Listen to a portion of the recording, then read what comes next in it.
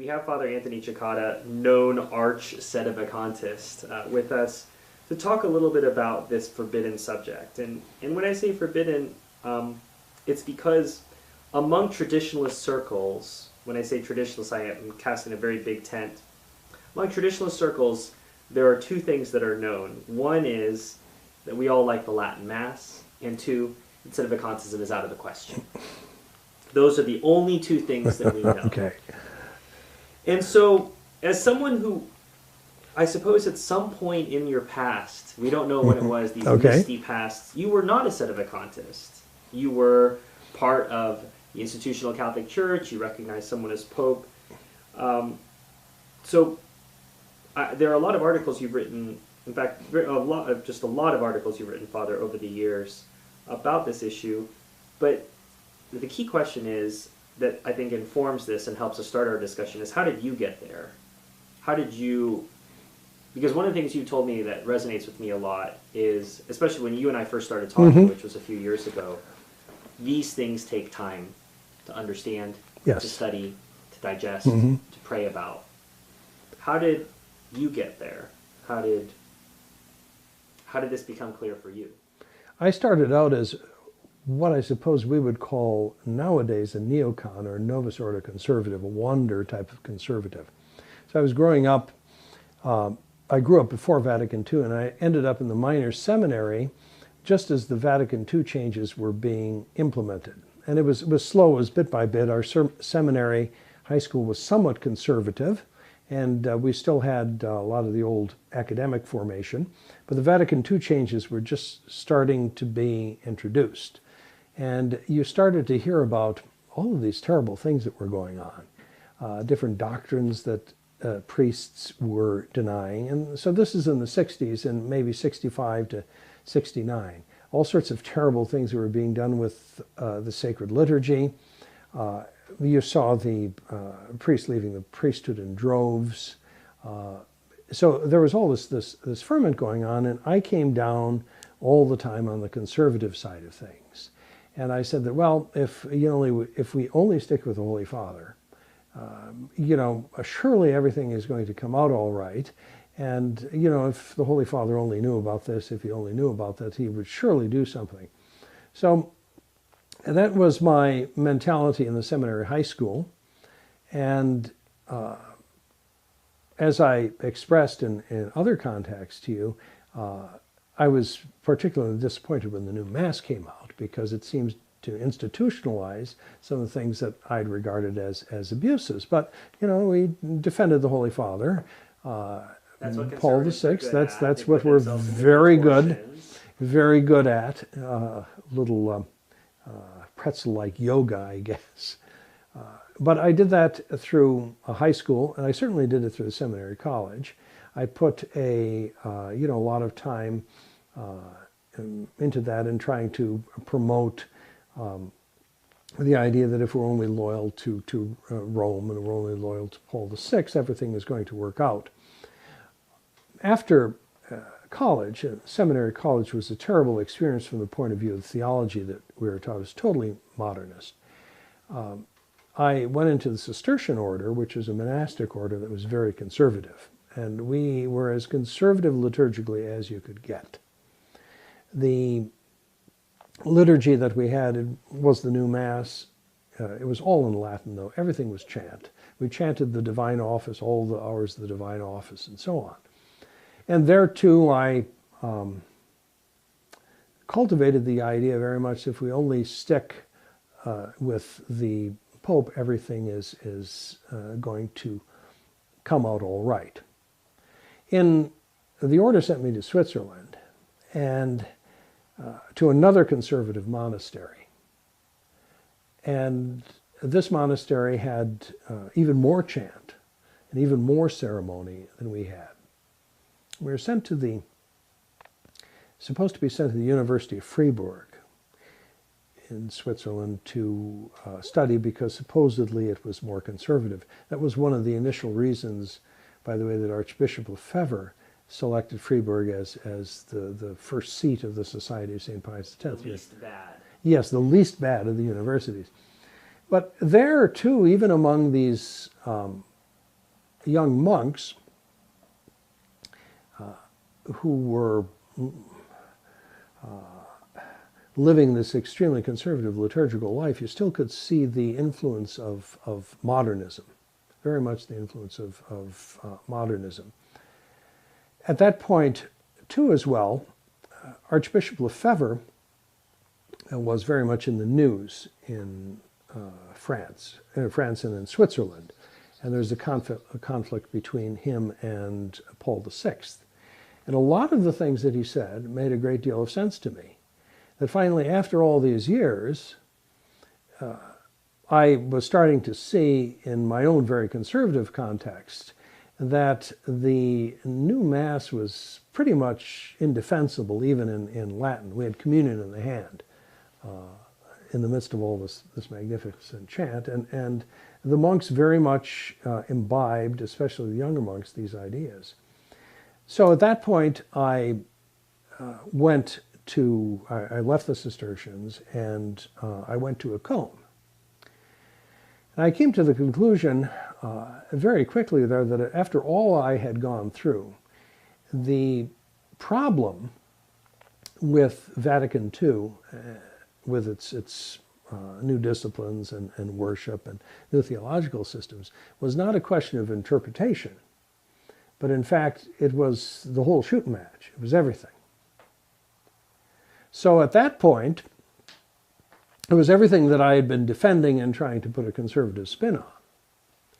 So the question is, well, how do you figure this out? Did you have a particular tolle e lege moment where, I read something and it all clicked, or was it just a sort of gradual, because you're talking about reading some of the things that the Archbishop said. Mm-hmm. Was there something particular you read, or it just sort of gradually occurred to you, this is wrong? Well, what kind of pushed me over the edge, as it were, about the new Mass, and then everything else sort of followed, was in the chapter every day, the abbot, who was a noted liturgist in the order and a very devout man, gave a sermon condemning what the Archbishop Lefebvre had been saying about the new Mass and the changes in the Church.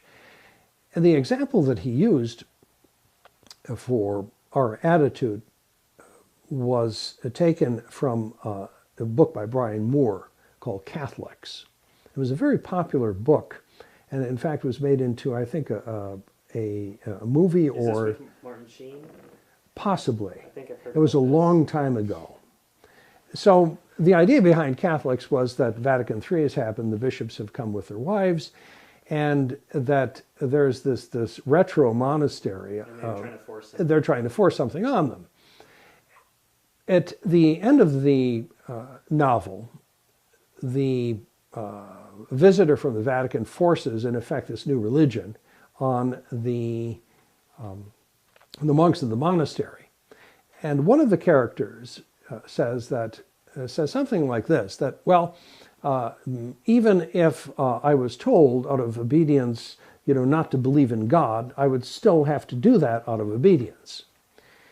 So Father Abbot was defending essentially this idea in the chapter. And I had an argument with him at night at recreation. I said, that's verrückt, that's crazy. How could you say something like that? It makes no sense. No, he was insisting that this was what one had to do, that obedience trumped everything. That which, in effect, I suppose makes sense in a religious context, because, it's a particular vow. I mean, sure. But still. But when it comes to it's in the context of the faith.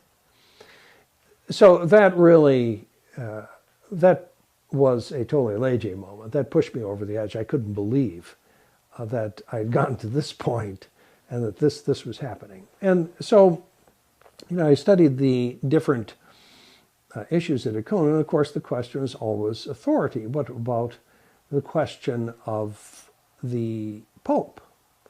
You have a council, you have a Pope who approve all these changes. From a doctrinal point of view, there are many things that seem to contradict or undermine what went on before. From the point of view of Catholic worship, you have this form of worship that admits of all sorts of sacrileges, if they're guaranteed by the authority of the church, how can this be? And that in turn got me thinking about the question of the Pope. And is this before you're at a cone or while you're at a cone? This is shortly before I get there. Because the question is, you know, well, we're going to a place that the Pope condemns. What do you think about it? How should you put this into context? What's the explanation? What's an explanation for it that's consonant with Catholic doctrine? So you had at a cone in those days, we had all sorts of ideas and opinions on this particular question. And there were some who in fact said that no, in fact Paul VI was that he was a heretic, and he could not be the Pope because he was a heretic. And this was seminarians and professors? Yeah, and this was a permitted thought. This is not a thought crime at that particular point. There wasn't crime stop happening? No, they weren't whistling you over during recreation. The term Sedevacantism actually didn't exist. That was, I think, only came to be used in the 1980s. But you had people who adhered to this among the English-speaking and among the Germans. Father Schmidberger, in fact, had at one point as a seminarian, yes, put out a pamphlet to this effect. So this was sort of ferment. And this made sense to me, an awful lot of sense to me, because clearly the changes were evil. Evil can't come from the authority of the church. Therefore, somehow, these people must not have authority in the church. Many of the things that Archbishop Lefebvre would say could lead you. Father. You know, you have to free yourself from these scholastic. Well, I know these scholastic principles. You set up, you know, a major premise, minor premise, and you draw a conclusion from that. I don't know that that's really the way. You have to stay off the premises, I think, is what you're saying. So this was in the air. It was talked about. And, you know, I'm not saying that the Archbishop certainly was a Sedevacantist. He went back and forth in terms of what he said. He permitted it to be talked about, and he permitted seminary professors to hold positions. Oh, yeah, sure. Sure. And it was... you know, obviously there's conflict among the professors about it, because some wanted the idea, or had the idea that, well, you couldn't say something like that at that point. So there was ferment all the time, and ferment and bubbling in the 70s. So I was there 75 to 77, and there was a lot of talk about that precisely because of his conflicts with Paul VI. So you had all sorts of different dramas going on. So before you came to the seminary, it had sort of resolved itself for you that this made sense, that the reason why none of these things, all these things were bad, was because they didn't proceed from the authority of the church. Yeah, how could the church give you the great sacrilege as a mass, for instance? You know, how could that be possible? For the formulation of Archbishop Lefebvre at the Mass of Luther. Or the Mass of Luther, for that matter. You know, how could it do that? So it's the question, you come to the question of authority, and you come to the question of the church. You end up in a position where otherwise the church is kind of defecting. So you have to find a way around that central issue with regard to Vatican II, and with regard to the different changes that came along with it. And I think the way you've talked about it, Father, it makes a lot of sense as to how you resolved this for yourself. And you've, as I said, you've written lots of articles. There isn't one comprehensive article. The closest I can think of is an article you wrote for The Remnant back in 2005, which was called Resisting the Pope, Sedevacantism, and Frankenchurch. And you state two premises for the beginning of your argument. The first is that the new Mass is evil and harmful to the faith. Now, while I wouldn't say that all traditionalists would articulate it in that way, they really do feel that. Sure. I may not say it's evil, that they'll shy away and want to have a semantic discussion about what evil means, but they won't go to the new Mass. They discourage people from going to the new Mass, and they think going to the new Mass is, if not sinful, certainly an occasion of scandal. The second point that you make is that the teachings of Vatican II and the post-Vatican II hierarchy often contradict pre-Vatican II teachings and at least fall under the heading of doctrinal error. Yeah.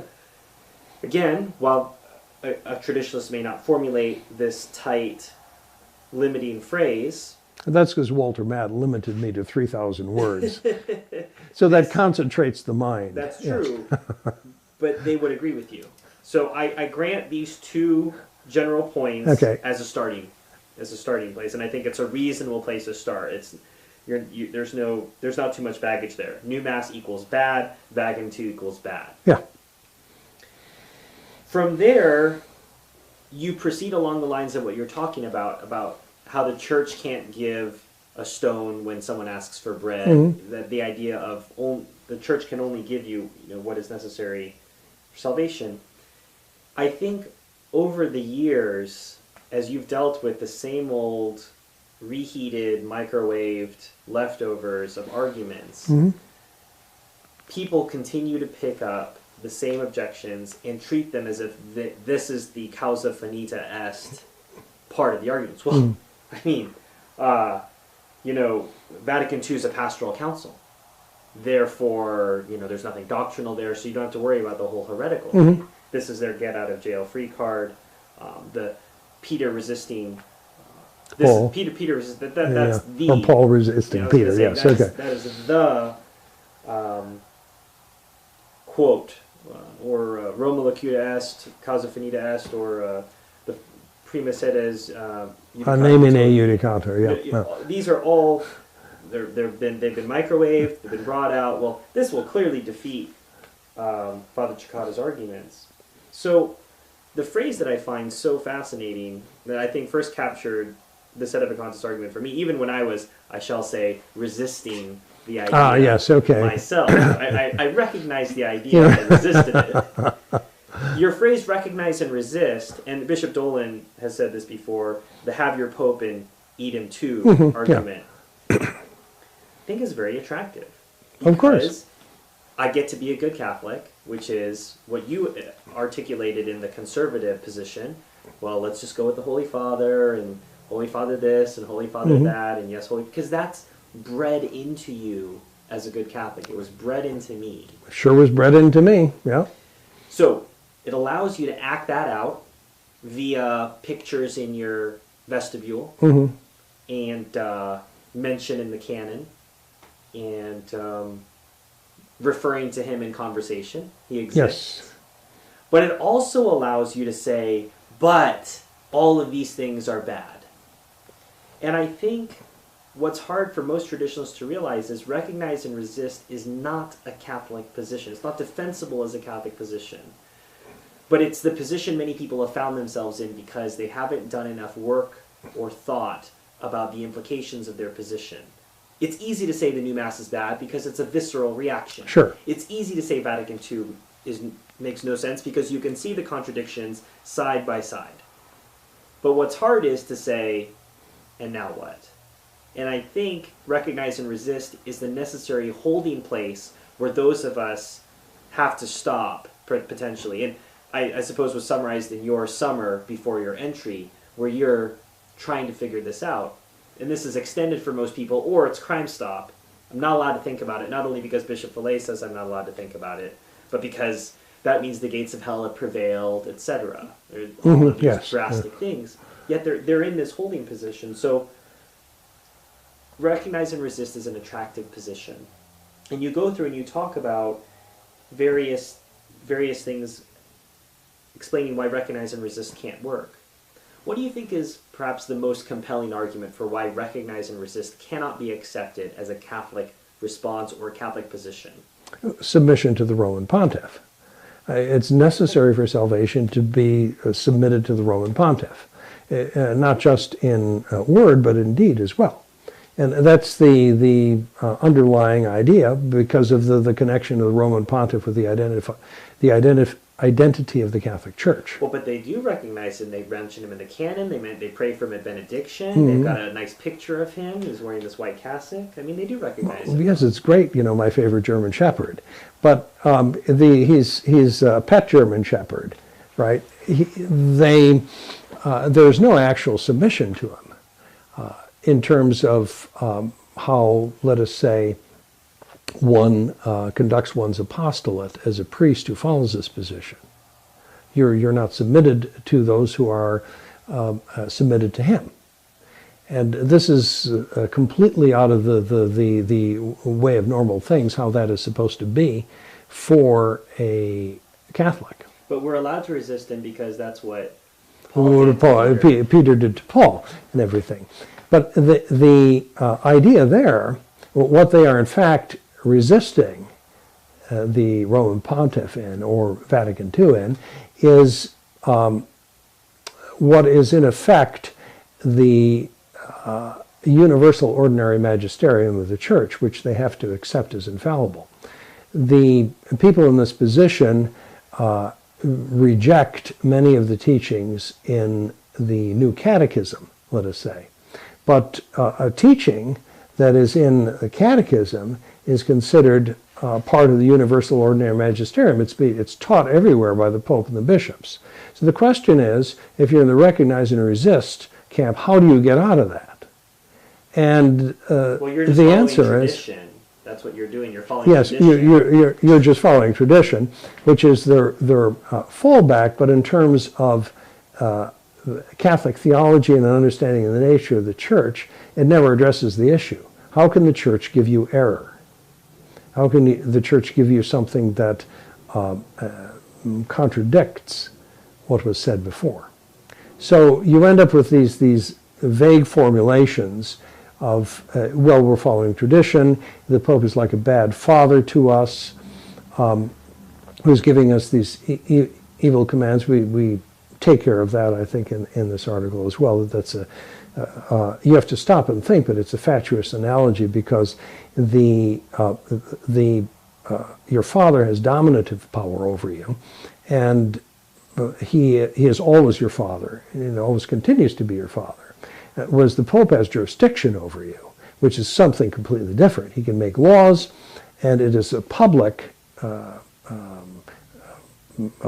power that is given for the good of the Church.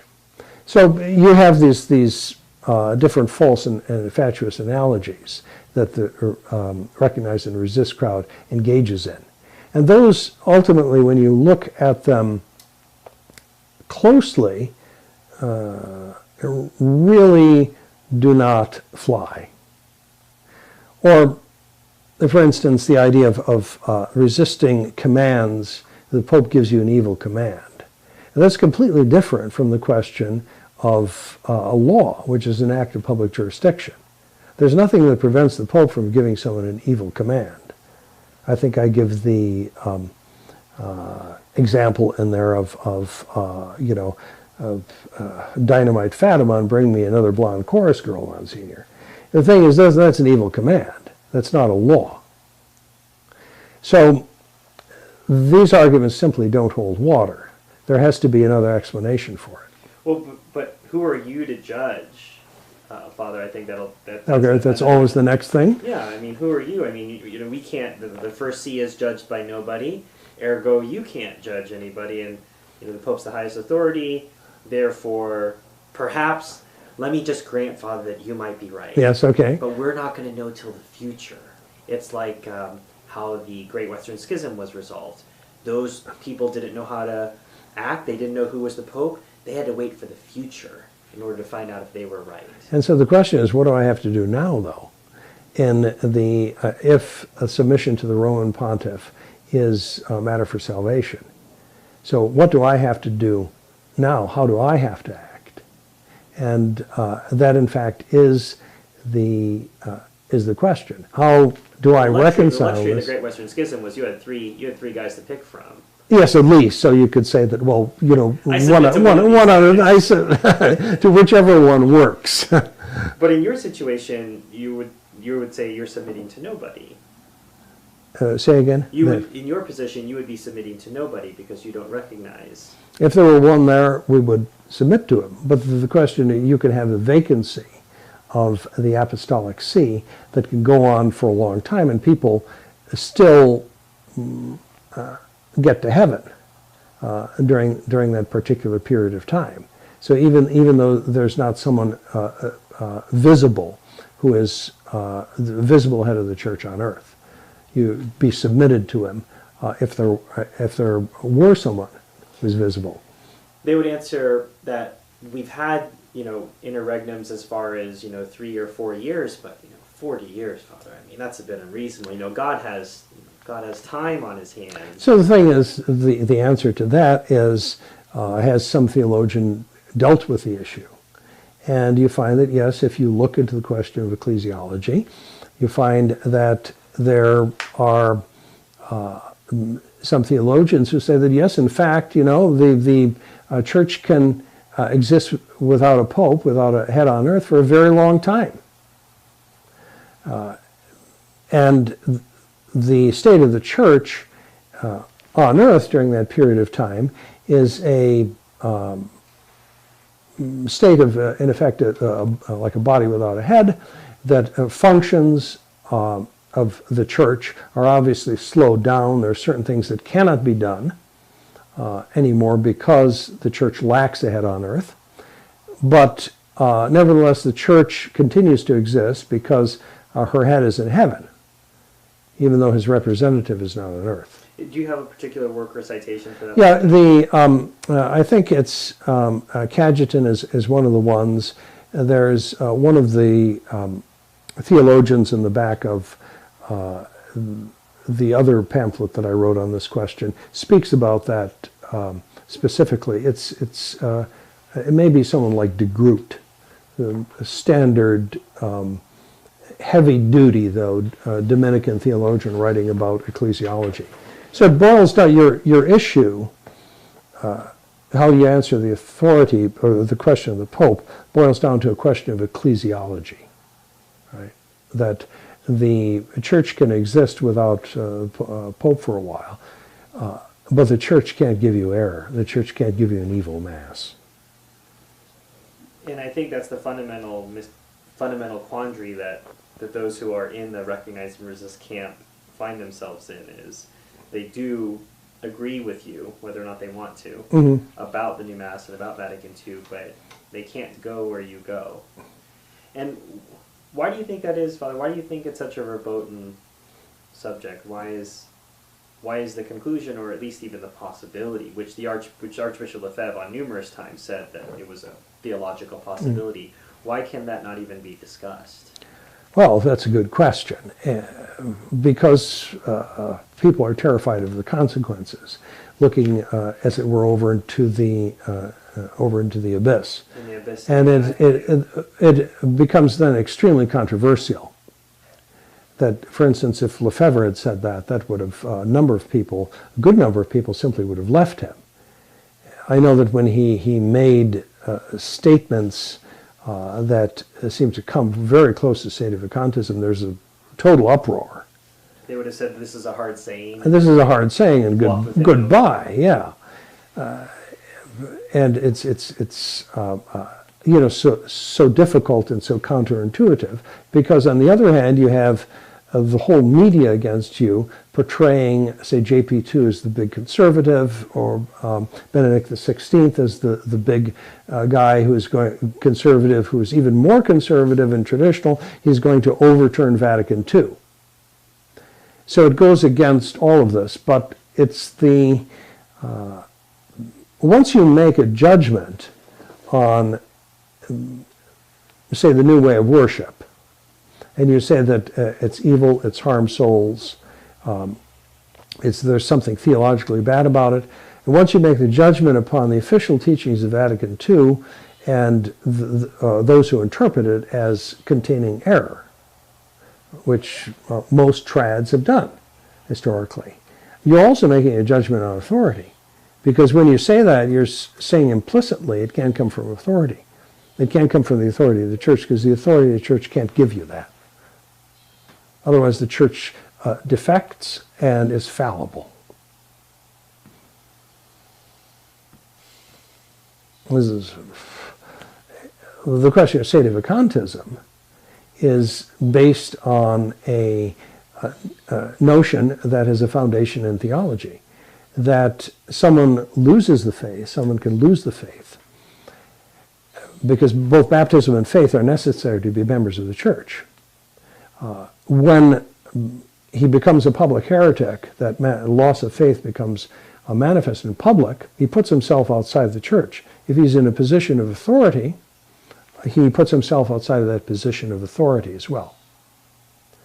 That is possible. The canonists, theologians tell you that. And you have two popes who admit that that's possible. Paul IV in his bull cum expostulatus, whatever you may think about its validity now, and Innocent III. And they say the Pope is already judged who falls into heresy. So that is a tenable position in terms of canon law, papal teaching, etc., and dogmatic theology. What is not a tenable position is the idea that the authority of the Catholic Church gives you evil and gives you some species of error. I think that's interesting. You go back to Vatican II, because I think a lot of people would be intimidated by the notion that they'd have to read Benedict XVI, that they'd have to read, if they could even do it. I mean, it's just such tough slogging when you get through it. But that they would have to read it and then make some sort of judgment as a private layman. But you're pointing out that they're already making that judgment by refusing to go to the new Mass and by refusing the teachings of Vatican II. Sure. So just by refusing the new catechism. If you are in the recognize and resist camp somewhere, well, if the priest comes in and says, we're going to use the John Paul II catechism, there'd be an uproar. And you say, no, it contains error. You know, it's all that ecumenism and religious liberty and all those funny ideas about the church. We can't teach our kids that. You know, little Marcel, I mean, we have to cover his ears, you know. But you've already made the judgment. And I tell people that once you start with those two ideas, that there is the new Mass is evil and harmful to souls, and that the official Vatican II and post-Vatican II teaching contains error, you're already become a Sedevacantist. It's just that you don't know it yet. I think you make that point at the end of it. At the end of the last line of your article says, all traditionalists therefore are really Sedevacantists. It's just that they haven't figured it out yet. And I think that that's the reality of the recognize and resist camp, and that's part of why it's a transition from the indult to recognize and resist to because it's a gradual realization of where this leads me. Sure. But that's ultimately what's going on, is a recognition of the consequences of what this means when I make this judgment. Because when you're in the conservative camp, you don't make that judgment. It's just, no, you don't. You say Vatican II must be good because the Holy Father said it, and then you have a pretzel sandwich. But by the time you get there into the recognize and resist camp, people just, I think, you've alluded to it before, the abyss. It's just, I don't want to, very modern saying, I don't want to go there. I have people don't. Yeah, they're comfortable. I have my Latin Mass. I've got a school for my kids to go to. We've got devotions on Thursday night. Father does catechism class. We can talk about this. Why are you trying to stir trouble? I don't want to go back to garage masses. I don't want to be driving Father, on his Mass circuit. We're happy. And while that may sound fairly callous, I do feel that summarizes the position of most recognized and resistors. They just don't want to talk about it, or they'll just send me to an article, the one or two articles that have resolved this issue for them. So here, read this article and this will fix it for you. Because this issue is not about one article. This issue is not going to be resolved by, even, as I said, I think that your Frankenchurch article is a good article. I think it's a start. I think for those who really want, they're going to have to do the hard work, which most people aren't willing to do, which you alluded to about Cajetan, which is you're going to have to go look it up. Yes, precisely. And most people just aren't willing to do it. They want to be told, and they don't realize this is exactly what happened and how we got into this mess in the first place, is because they just did whatever Father told them. Father told them this was a transitional rite. Father told them that this was sanctioned by the Vatican. I've got mimeograph sheets that we're using for the missal, but Father said it was fine. But they're just repeating it. So they're talking about how, oh, the 60s were so bad, and we just went along with whatever Father said. But now, Father writes an article against Sedevacantismo. That means that that's it. I don't need to talk about it anymore. Yes. When it's been foreseen by theologians in the church that this could happen. Precisely. It's even been seen by a pope, but they don't want to read it, or if they do, it says, well, I read an article about it, therefore you're wrong. Yes.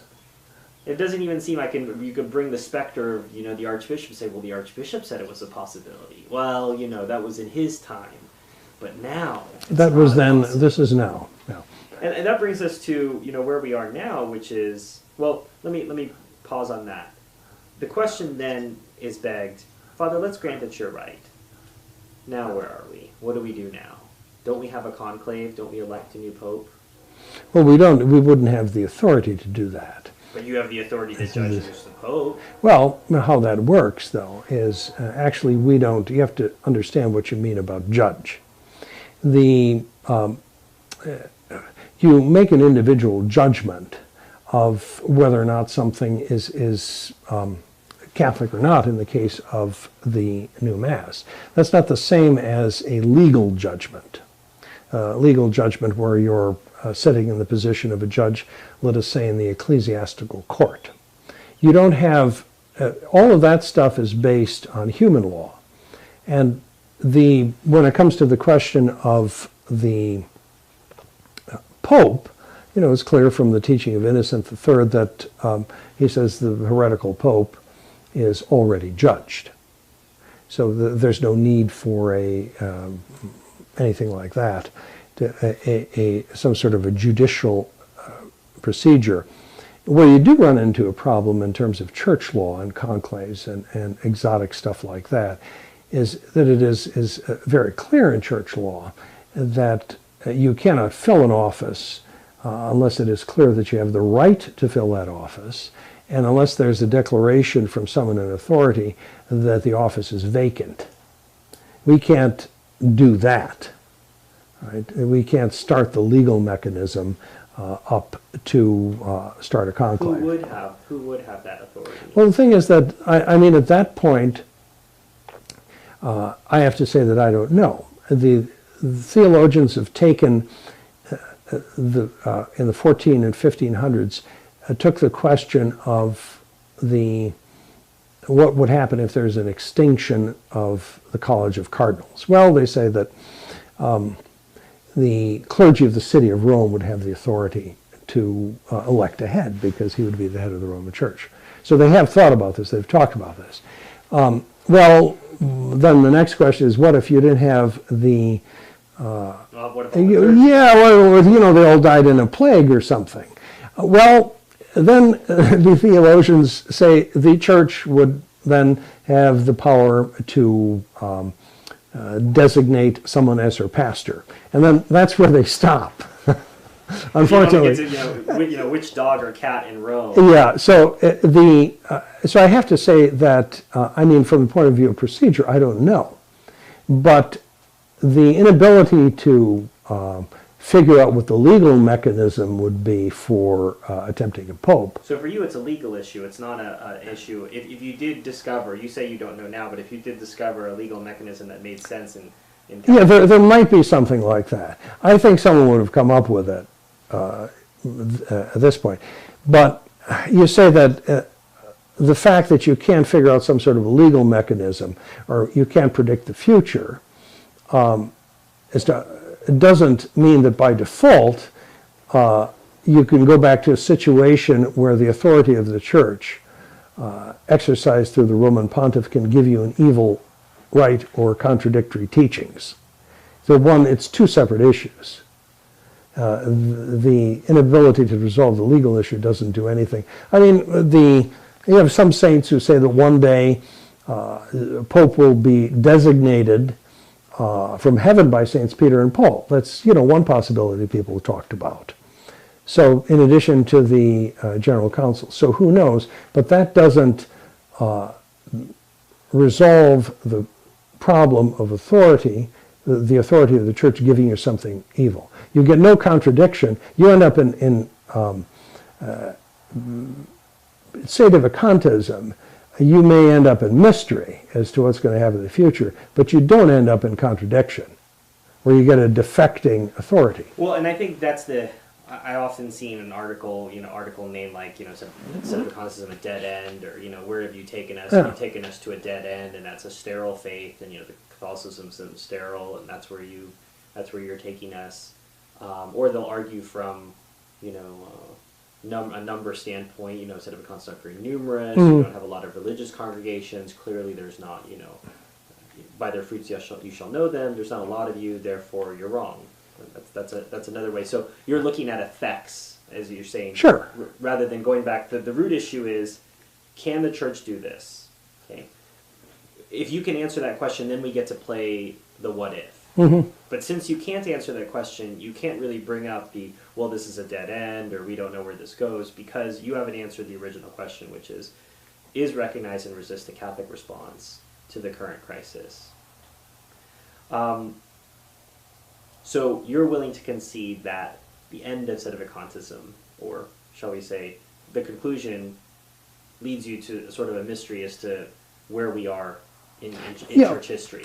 Who knows? And this is where the Great Western Schism analogy, though, does work. The people in that situation did not have an idea about how it was going to be resolved. And that's essentially what we have. But we know that it can't be a defecting church. And I think what's fascinating about that situation as well is that the church didn't go back and define, well, this guy was pope from this time to this time. I think partly because they were just glad that the whole situation was over, but I think partly because you're back to your point about, well, what happens if all the priests die in Rome? Says, well, do we really need to go back that far? It's a sort of they didn't sort of dangerous territory here when we go back. So there are a couple sidebars here which I find interesting that I don't think they touch on the matter and the real heart of the problem, but they are an obsession among traditional Catholics. Okay.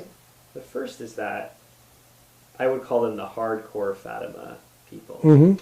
Father can't be right because Our Lady said that Russia will be consecrated to the Immaculate Heart by the Pope, and that there will be a period of peace.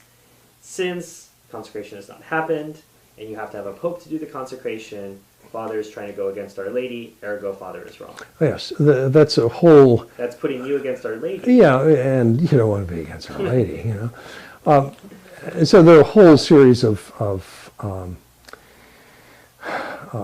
wrong propositions in there. The first is Fatima. It's private revelation.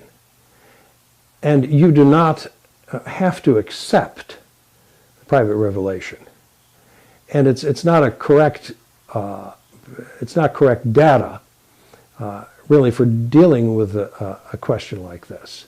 And in fact, Archbishop Lefebvre himself said at a conference at Ação that it was a distraction. The whole Fatima issue was one big distraction away from the real battle, which is with modernism. That precisely because it is a private revelation that is subject to additional private interpretation by all sorts of different people. So it really doesn't work, from that point of view.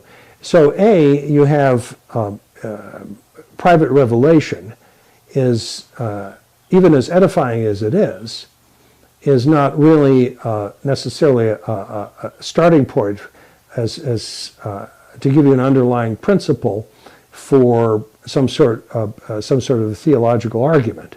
Then B, that is, you have people who are putting interpretation on top of this private revelation, in the sense that they're saying, well, it wasn't done, A, or B, it wasn't done properly, Pius XII or whoever didn't do it properly. And then from that they're going to the idea that, well, you have to have a pope to do this, therefore. So it's an argument that it's weak at every juncture. Well, that doesn't necessarily convince people like this because the primary datum is the Fatima message, and that was Archbishop Lefebvre's point.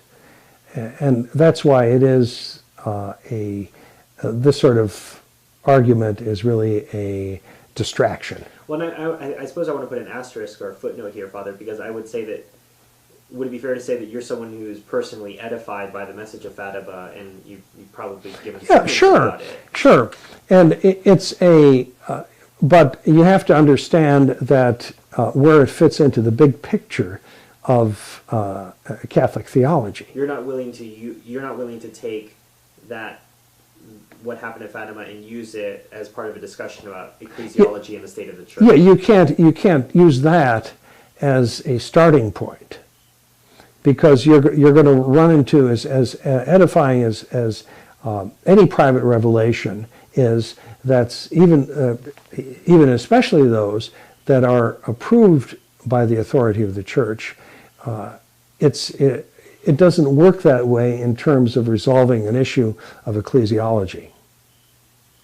You're not going to find a theologian who says, well, if you have a private revelation of this sort, you can use it as the data that you start to reason to a conclusion about authority in the church. So it's apples and oranges. It's completely beside the point. The other is the notion of where this begins, and I think we had a conversation some years ago about, you had said the Declaration on Religious Liberty was sort of a particular point, a data point you could look at and say, well, that could possibly... Yeah, you say that it's the way I approach it is it's definitely by this point.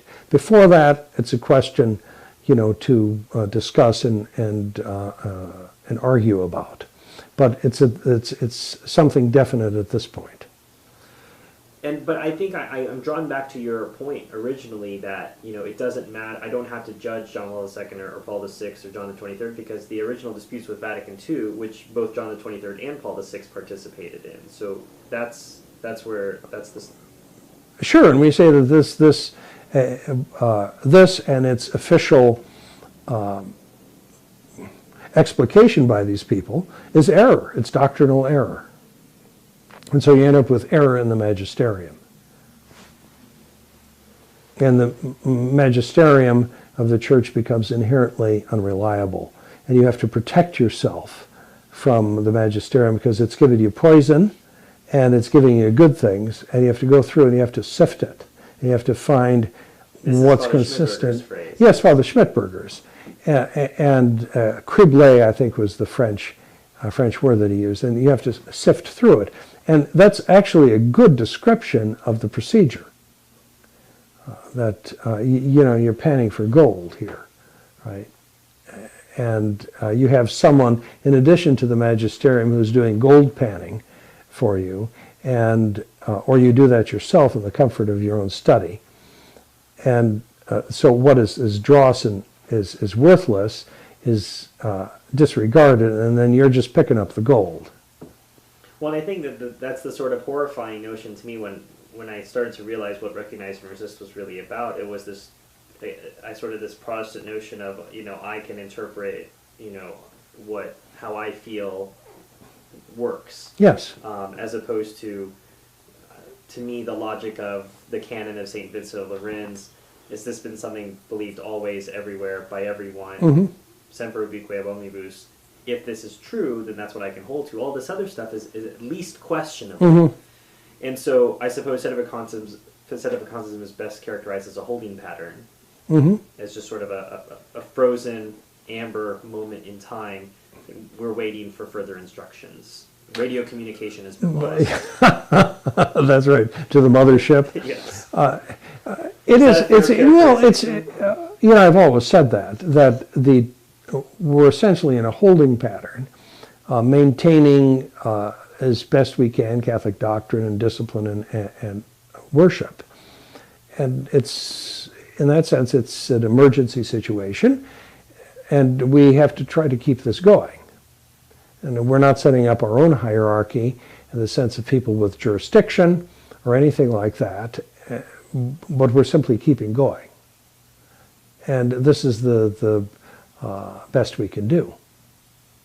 And you run into, of course, necessarily, because the jurisdiction and authority are the things that hold, the glue that hold the church together, because you have that absence of authority, then someone who is exercising authority, then necessarily you find disagreements among different groups. But that's been repeatedly the case in the history of the church, where the Pope could not exercise his authority, let's say, in one particular country like England or France at a certain point. You had all of those difficulties and those divisions. So it flows from that, and you suffer from the lack of authority, real authority. I told you that we would maybe title this conference, this interview, as after one of your old articles. Yes. And I think it was the Roman Catholic. It was from the Actually, Sacerdoticium. Sacerdoticium, but from the 80s. Mm-hmm. And for those of us who go around reading old dusty tomes like that, but it was a Sedevacantism, How to Tell Aunt Helen, and I think that that's ultimately what I was trying to understand and have a conversation with you about today, which is, if I'm talking to somebody who's in the recognize and resist camp, what would you say is the one or two questions he or she should be asking him or herself about what it is that's going on? Let's say I'm a recognize and resistor, and I had a chance to speak with the evil Father Cekada. Mm-hmm. Radioactive. Radioactive. Yeah, I think that's another characterization. Passing by and he whispered something terrible in my ear. What would those one or two questions be that you think will provoke, for those who are open-minded, because I don't think everyone's open-minded, and I don't think everyone's of goodwill, but for those who are of goodwill and those who are open-minded, what are those one or two questions you think would provoke the right path of looking things up? Can the authority of the church give you error, and can the authority of the church give you evil? And when you start with that, if, as every Catholic is supposed to say, no, then the next question is, what about everything else? What about Vatican II? What about the new discipline, the new worship? It has to begin, I think, with those questions. Those are the ones to ask. And how can I reconcile the situation in the post-Vatican II church and what I think about it as a trad, that there's error and there's evil, with the notion of the indefectibility and the infallibility of the church? And those two things go together. And the answer to that is no. You have to find a coherent explanation. If it's not, if the church herself can fail, you have to remember that men can fail. When they're men of the church in positions of authority, they lose their authority. And that is the only explanation that can be coherent in terms of Catholic theology. Well, thank you very much for your time, Father. My pleasure. Say hi to Aunt Helen for me. I sure will.